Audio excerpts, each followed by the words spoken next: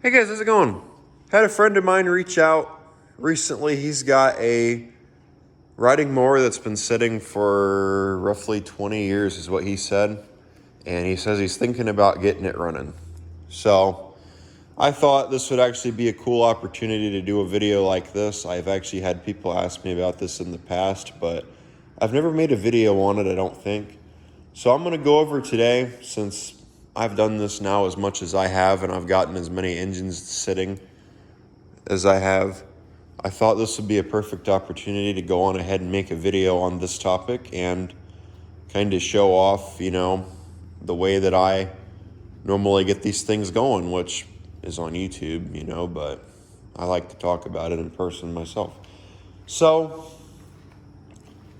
the first thing you want to do before you get too deep into a machine, for example, this.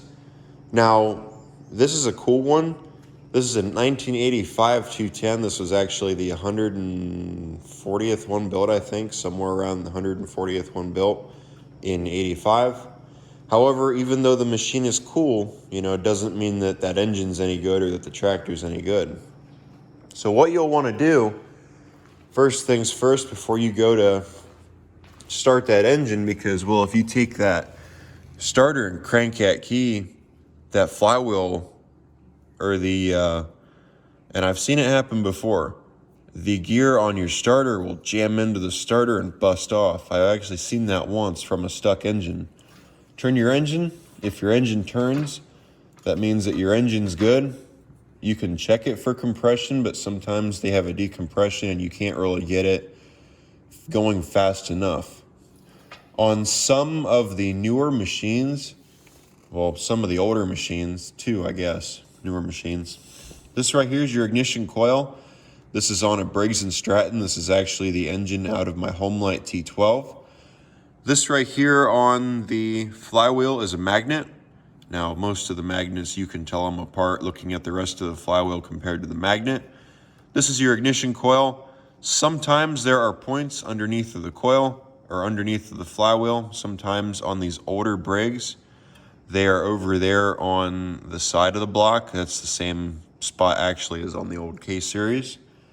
Take this coil off, clean the bottom of it, make sure the contacts of it are good. Put a note card or a piece of paper in between the flywheel and the coil. When you go to put the coil back on, the coil should be about 10 thousandths away from the flywheel in order for it to spark good. But then once you've cleaned all that up, if you don't have spark, your coil is probably shot and you'll need a new one. Or pop that ground off that goes to the key switch to kill the engine.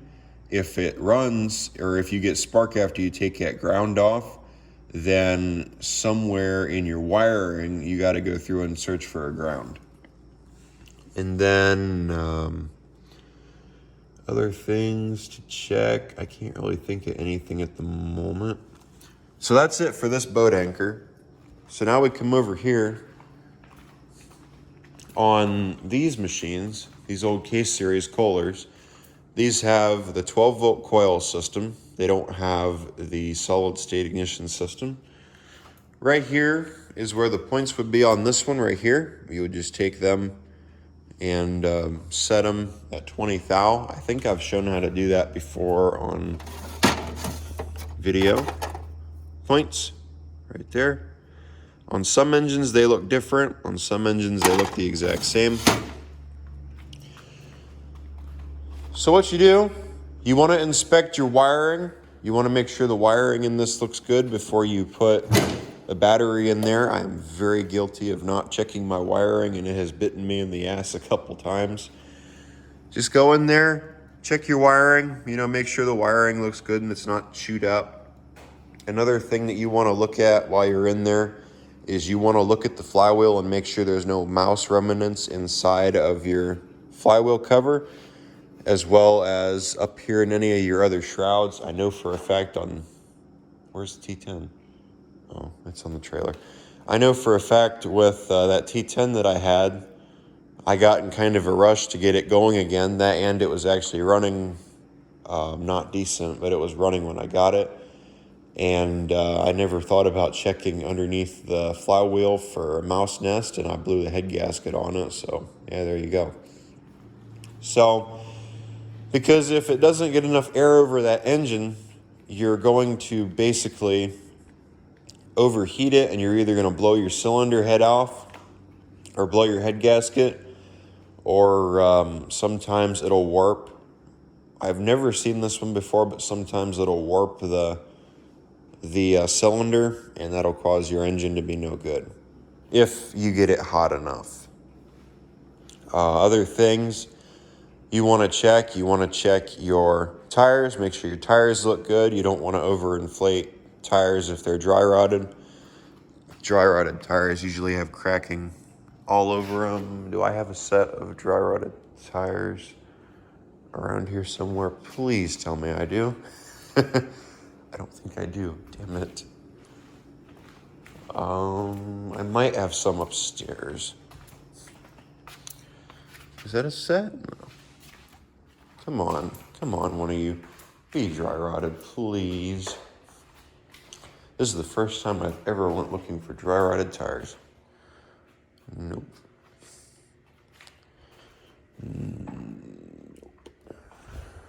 Oh well, I must have got rid of all of them. I'll find a set, I'm sure.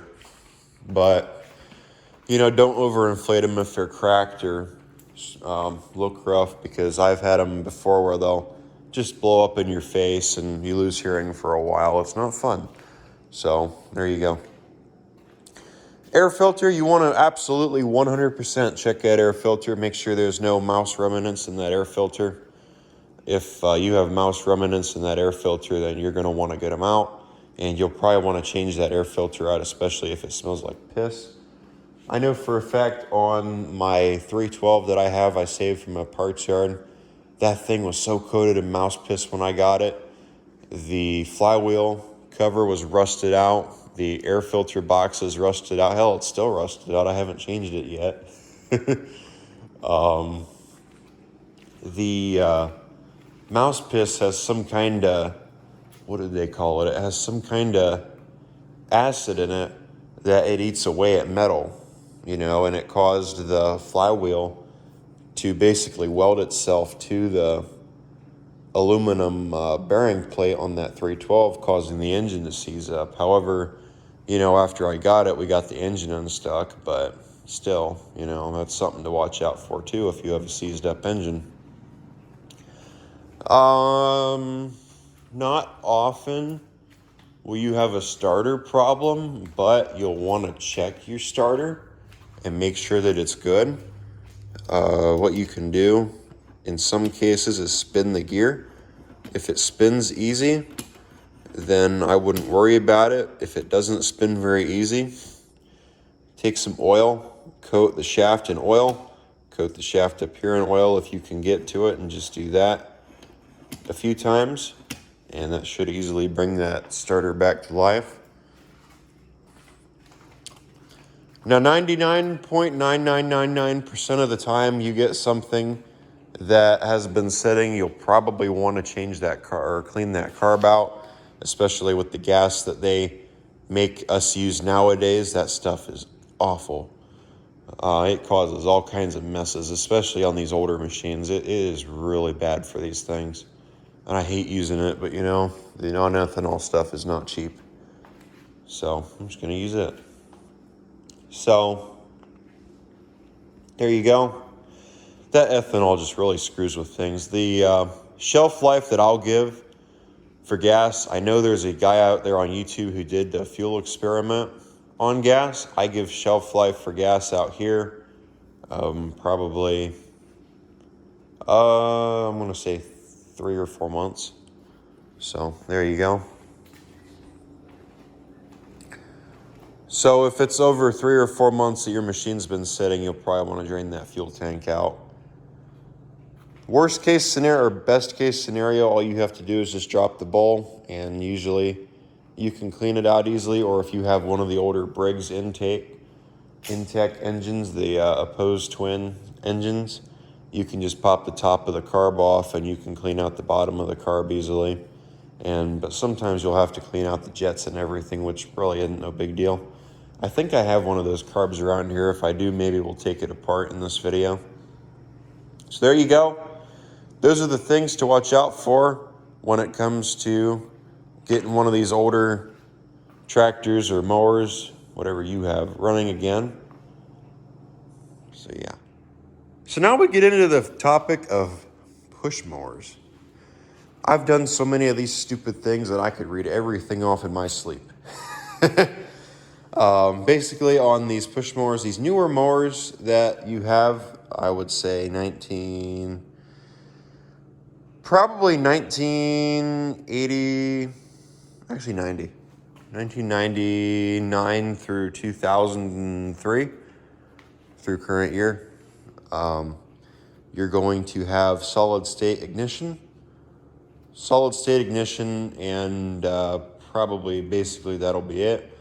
On the older machines, I would say 1989 through all the way back to whenever they started making these things.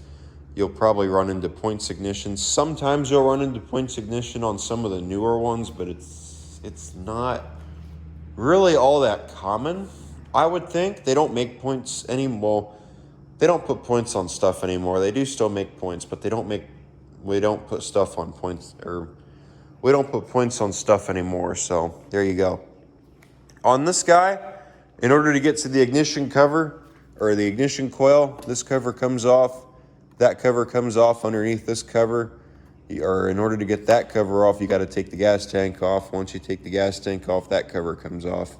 It should just be 7/16 bolts in order to take that cover off. Another thing, I forgot this. Another thing you want to check is your oil. As you can see, that oil looks dirty, but good. You want to check your oil. Before you start any machine, check your oil. And then also check your gas. Make sure your gas looks good. Which one has gas in it? Neat.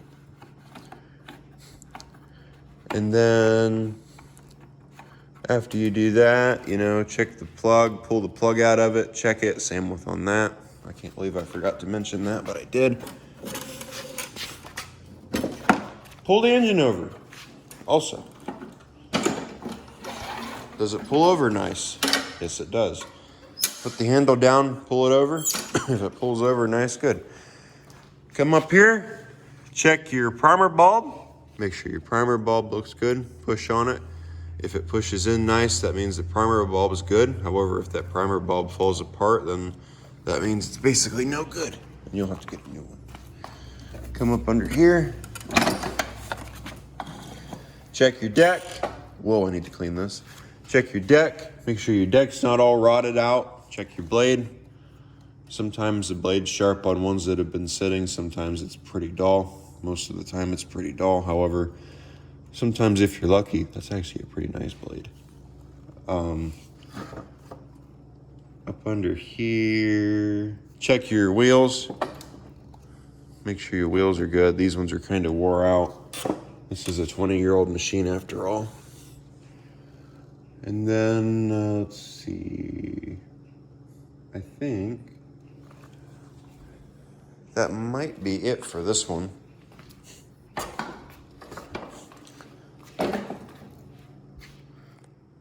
So now, since you've done all that stuff and cleaned the carb out like I forgot to mention, and you've made sure your primer bulb is still good, you come over, push the thing through.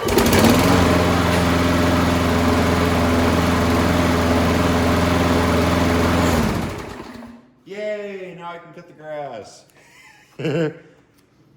This little guy is basically the exact same setup as the mower that we just looked at, all except for this one I believe has points, and the points are under the flywheel. This is a 2-stroke. Do not, and I mean do not ever forget to mix gas and oil together before you put it in that engine.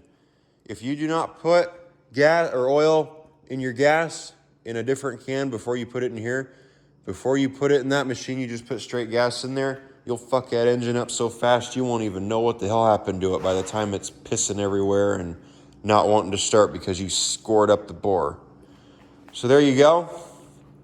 And then on the machines like this that have the fancy white privilege controls, you just come up here and you move around your lever. You know, make sure that the lever moves nice. This lever moves nice, which it does. That pops out. I need to fix that. Self-propel. If you have a self-propel machine, go under there, you know, make sure your belt looks good. The belt usually just runs to the crankshaft on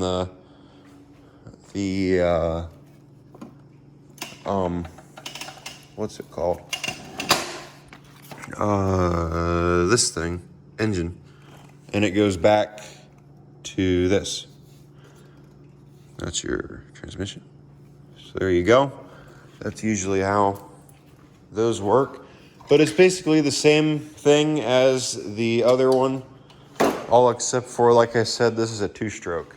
So now that you have gotten your two-stroke running, this one does not have a primer bulb. I do have some old lawn boys that have primer bulbs. I personally think they should have put primer bulbs on all of them, but oh well. So now that you've done all that fancy stuff,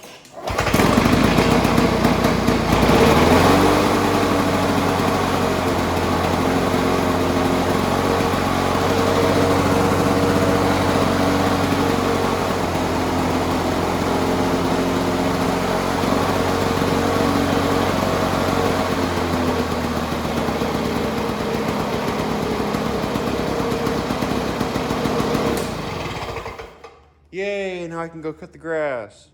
On these little two-stroke engines, these you find on chainsaws, leaf blowers, weed eaters.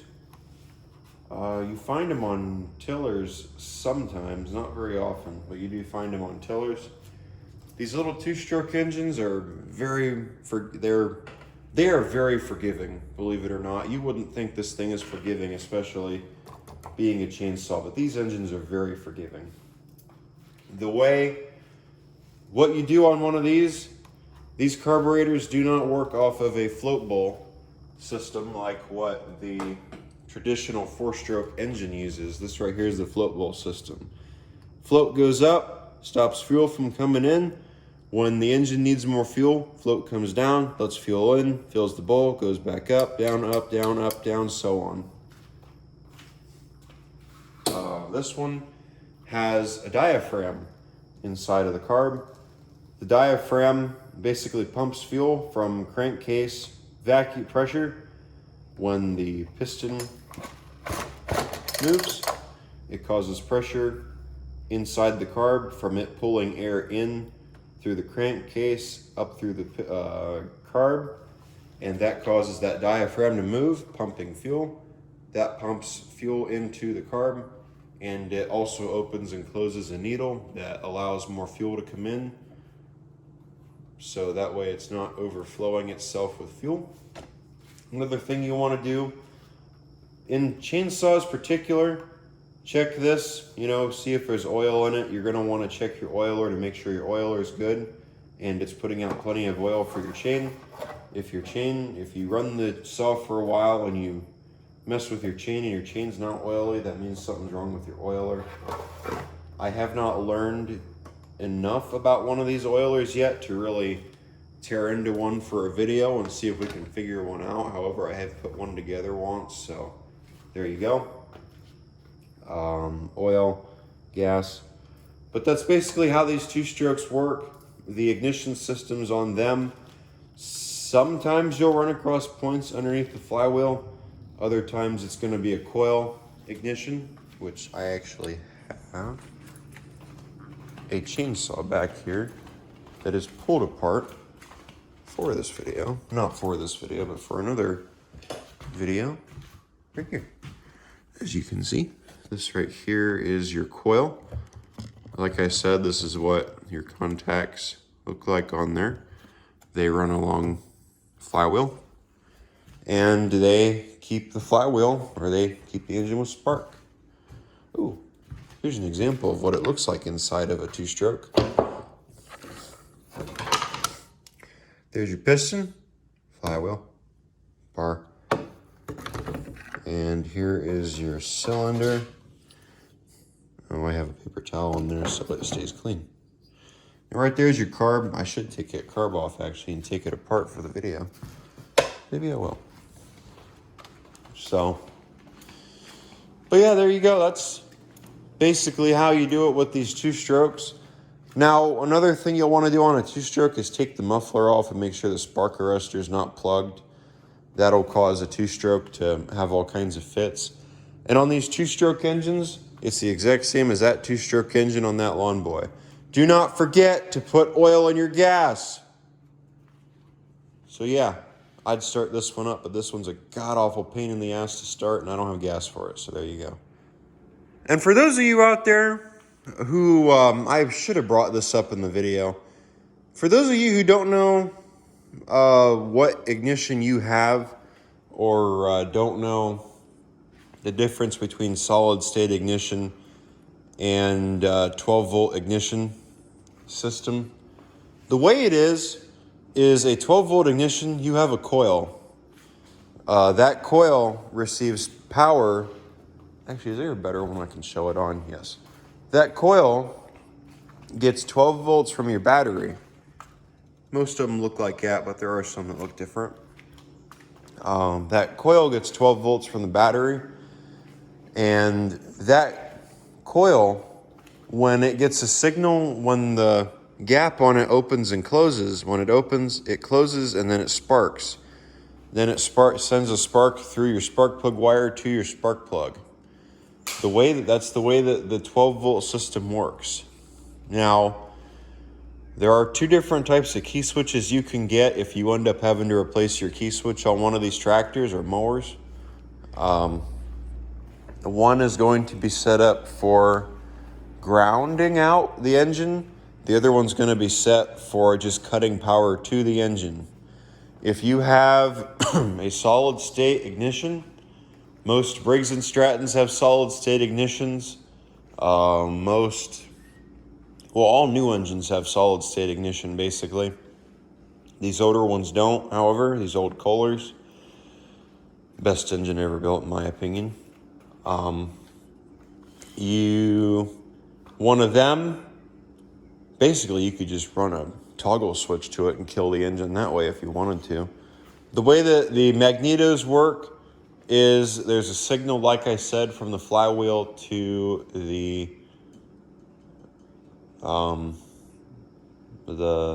coil, and it sends it around magnetically. That generates power, sending it through the coil to the spark plug, causing it to spark. On some of those systems, you'll run into points, kind of like the one that's on that home light. On some situations, you'll run into points. On some situations, you won't. I guess it's just kind of a 50-50 mix, depending on how old the machine is you get a hold of. I'm not sure. One easy way to spot if you have points underneath your flywheel or not is if you follow the coil, or if you go to the coil and you see a wire going down behind the flywheel, that means that you have points. On some engines, I've seen this on Kohlers, I've seen this on Tecumsehs, these old 8-horse Kohlers, like what's on this 208. Back in the day, they had their coil underneath of the flywheel. And in order to get to the flywheel, in order to get to the coil, you had to pull the flywheel off, which is actually part of the stator. I know for a fact I've shown that on video before.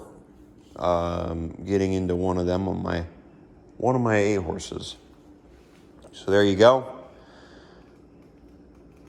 And then another thing, so there's two different key switches, like I said. One of them's for sending power to the coil. The other one's for grounding the coil out. When you go to order your coil, make sure that you when you go to order your key switch, make sure you order the right key switch. If you get one that sends power out to that coil, 90% of the time you're going to fry that coil. So that's basically all I have to say about that one. And you'll need a new ignition coil. And most ignition coils aren't exactly cheap. So there you go. Well, on the older ones they are, but on the newer ones I don't think they are very cheap. You'll want to go through and check all your gears in that transmission. The way that I basically do that is take your gear shift, go into gear, let off the clutch. For example, first gear, second gear, third, fourth, reverse. On some of the hydros, you come over here, on all the hydros, you just push the lever forward and back, or if you have a pedal hydro, just forward, back. So yeah, there you go. I don't know how to make one do reverse. Well, I know how to make one go reverse, but I don't have a reverse pedal on that. I just have that clutch pedal I could play with, so there you go. All right, guys. I hope this video helps somebody out. I want to thank you guys for watching. I've been asked this question before, and I don't think I've ever made a video on it. I've been asked how to get stuff like this going, and I recently got that message from him telling me about something he had, and I thought, that'd be a cool video to make, just throw together for everybody. We'll call it, oh, there we go, Quick Tip Tuesday. So there you go. This is the end of this Quick Tip Tuesday. All right, guys. I want to thank you for watching, and I guess I will catch all of you in the next video. Take care, guys.